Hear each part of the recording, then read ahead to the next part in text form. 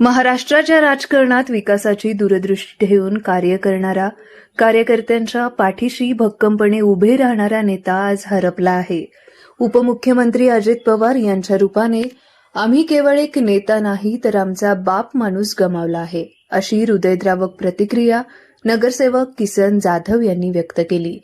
बुधवारी सकाळी बारामती विमानतळावर झालेल्या विमान अपघातात राष्ट्रवादी काँग्रेस पार्टीचे राष्ट्रीय अध्यक्ष तथा राज्याचे विद्यमान उपमुख्यमंत्री अजित पवार यांचे दुःखद निधन झाले. या घटनेने संपूर्ण राज्यात शोककळा पसरली आहे. अजित पवार हे केवळ पदावरचे नेते नव्हते, तर कार्यकर्त्यांना बळ, विश्वास आणि आपुलकी देणारे नेतृत्व होते. प्रभाग क्रमांक 22च्या विकासासाठी त्यांनी कोट्यावधी रुपयांचा निधी दिला. विकास कामांना त्यांनी कधीही नकार दिला नाही, असे जाधव यांनी सांगितले. आज घरातला कुटुंब प्रमुख हरपल्यासारखं वाटत आहे. त्यांचे विचार आणि विकासदृष्टी पुढेही मार्गदर्शन ठरेल, अशी भावना व्यक्त करत जाधव आणि गायकवाड आणि इच्छा भगवंताची परिवारातर्फे भावपूर्ण श्रद्धांजली अर्पण करण्यात आली.